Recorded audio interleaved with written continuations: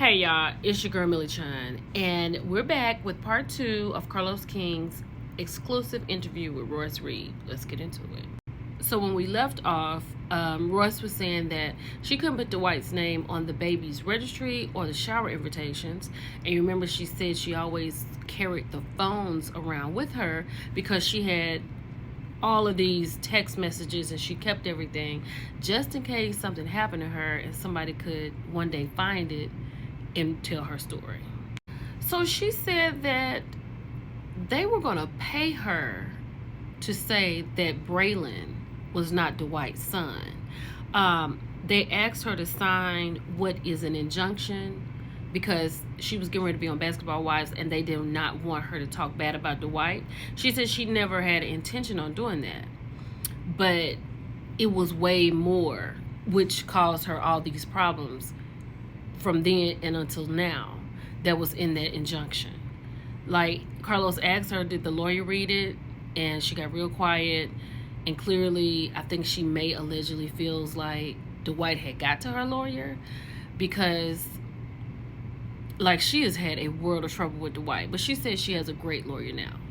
That injunction that she signed that her lawyer was supposedly have read, y'all, it was so tight that Royce couldn't even be around people who were talking about Dwight. Like, that is crazy. Because she was not supposed to say anything about him, and if she was in earshot of anybody talking about him, she was going to get in trouble. That's crazy. So Mimi is one of his baby moms who passed, and she said this was during quarantine and Dwight had reached out to her and he wanted her and his other baby mom to come and live with him at his house on the estate. She said they were there for 2 months. She said that she did not like his interactions with their son, and she said that she had to eventually go. She said he told her that if she had left him, Dwight told her he was going to make her life a living hell, and he made good on that. Because now I don't even think it's so much as stressful as it was in the beginning, but it's a mental situation now, right? She says she doesn't feel good or comfortable staying by herself, so her brother lives with her. And she said even coming to this interview with Carlos, she had her mother and her son Braylon to come with her because she said she didn't know who knew she was coming there. That's a lot. She said she left Dwight when their son was like 2.5 years old, and she said some things was going on with the nanny and she knew something was wrong with her baby, and she was like, she would tell him, they didn't believe her, and he would come over to pick him up and she didn't have a bag pack at this particular time. He'd follow her in the room and made her, like demanded that she pack the bag. And she said, like, really the injunction started around this time because she was getting ready to go on Basketball Wives, and he did not want her to mention him. And this is really when her life got to be just really bad. So Carlos talks about the child neglect situation with Braylon, and she said that it has been dismissed because there were no filings. There was a miscommunication between the state and the attorneys, right? And she said she thought Braylon was okay and he could be around anyone as long as he was supervised. Now, I didn't understand that part. And then she said even though she and Dwight were arrested, it all kind of fell on her, which made her look bad. And so now Dwight is trying to take the baby from her because he's trying to make her out to be an unfit mother. And let me say this, when there's nothing else a man can do to make you upset or to hurt you, if you have a child with him, that's the way he's going to go. Just weak.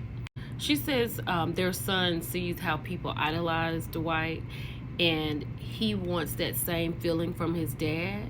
She said that she had told him that she was going to leave. She used the word escaped, right?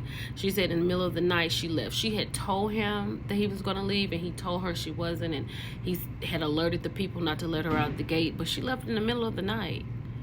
Like, that's got to be rough. Like, what kind of life is that to live?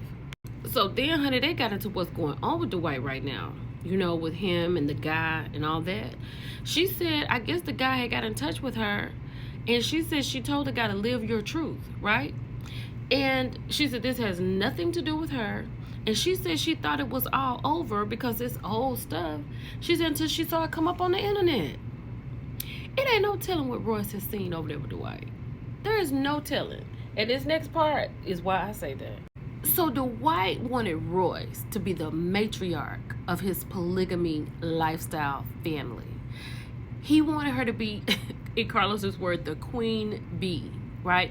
But it was only her and the other mother of his child, because the third girl had passed away. She was like, absolutely not. She said because she wants to date, eventually have another child, hopefully get married. I didn't hear her say that part, but I hope that's where she was going with that. Child, she also said she saw some things that nobody should ever see. Now, I'm going to leave that alone. Let's keep going. So Carlos asked her when she made that post about Dwight posting their son, and she was like, oh yeah, you're father of the year, something like that. I'm paraphrasing, when you're only with your son this many times. She said she was exhausted at that point, and I can just imagine. Could you imagine somebody after you, on you all the time? She went on to say that when she was on Basketball Wives, she saved a lot of money. She said, but now she is literally living check to check. She said because every year he files something on her. Therefore, she has to have a lawyer because she has to defend herself. If she doesn't, he wins. And whatever, and it would be crazy about whatever he's going to win. It's no telling what Dwight wants. Child, this part just broke me down. Carlos was like, it hurts his heart to see her living her life daily because she doesn't know what tomorrow is going to bring, right? She said she's like an ant fighting an elephant. That broke me down because how can she win when she's always looking for something around the corner? How can you ever be happy? How can you function and not know if somebody's after you? She said that she feels like people are watching her and there's things out on her, right? And even her talking in this interview, even though she's telling her truth, she's a little scared about it too. Now, this is all alleged because I was not there when all this has happened, and I'm not privy to that bag of phones that Royce is talking about.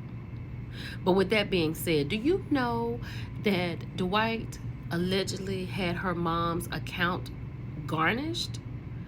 All because Royce had said on the Whitney Williams show that Braylon was Dwight Howard's son. And he took her mother's money. She's a guidance counselor. And she said he won that judgment because they were not supposed to mention the baby. And that's why he won, and that's why he garnished her mother's checking account. And that's why she said she didn't put her money in the bank. Like, what kind of person does that to the mother of your child? Like, what? Who would even think to do that? Like, you didn't marry her. You know what I'm saying? But you want her to be the matriarch of your polygamous lifestyle? Child. And at the end, Royce said that, you know, her mom and some of her family members could be upset with her. Well, definitely her mom, because she said that she didn't want to cry, but she said she feels broken, right?